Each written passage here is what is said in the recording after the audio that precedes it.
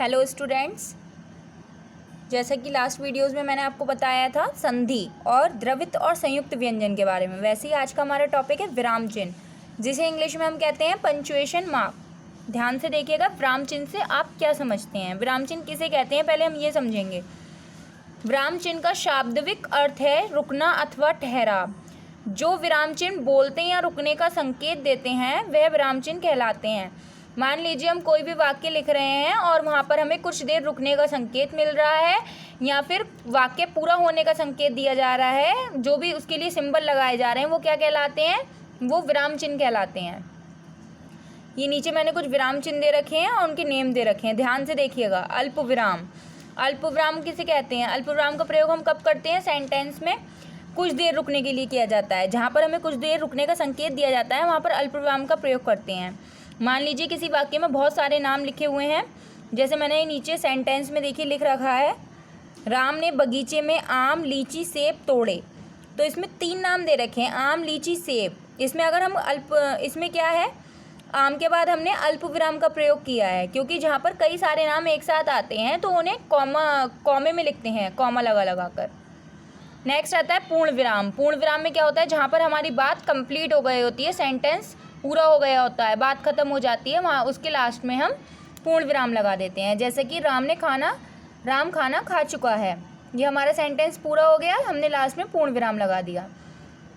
उपविराम, उपविराम क्या होता है? उपविराम हमारी विसर्ग बिंदु की तरह होता है। अर्धविराम, अर्धविराम में क्या होता है? अर्धविराम में जहाँ अल्प विराम से कुछ देर ज़्यादा और पूर्ण विराम से थोड़ा कम रुकने का समय दिया जाता है, वहाँ पर अर्धविराम का प्रयोग होता है। नेक्स्ट आता है योजक चिन्ह।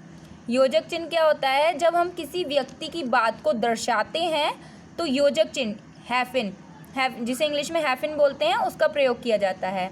नेक्स्ट आता है अवतरण। अवतरण क्या होता है? जैसे इंग्लिश में फुल स्टॉप लगाते हैं उसी तरीके से हिंदी में हम अवतरण लगा देते हैं। कोई भी वाक्य हमारा कंप्लीट हो जाता है तो लास्ट में हम क्या करते हैं, डॉट डॉट लगाकर छोड़ देते हैं।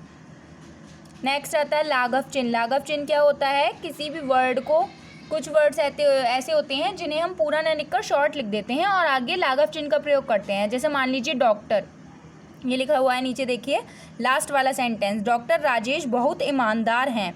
तो यहाँ पर हमने डॉक्टर पूरा न लिखकर शॉर्ट में लिखा है और आगे लाघव चिन्ह का प्रयोग कर दिया है, तो लाघव चिन्ह के द्वारा हमने यहाँ पर डॉक्टर लिखा है, ये लाघव चिन्ह कहलाता है। नेक्स्ट आता है आदेश चिन्ह। आदेश चिन्ह क्या होता है?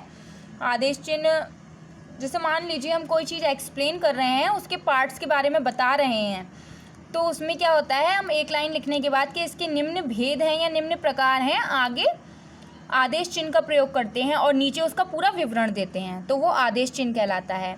विस्मयादि बोधक चिन्ह। विस्मयादि बोधक चिन्ह क्या होता है? जिसे इंग्लिश में हम एक्सक्लेमेटरी साइन बोलते हैं।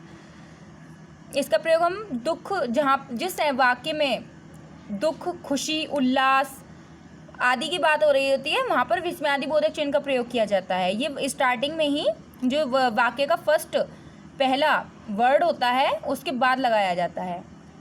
जैसे ये लिख रखा है मैंने यहाँ, हाय अब मैं क्या करूँ, तो हाय के बाद हमने यहाँ पर विस्मयादि बोधक चिन्ह का प्रयोग किया है। लास्ट आता है प्रश्नवाचक।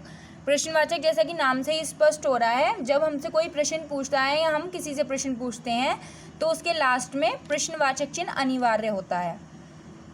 कोष्टक, कोष्टक क्या होता है? इंग्लिश में इसे हम ब्रैकेट बोलते हैं, हिंदी में बोलते हैं हम इसको कोष्टक।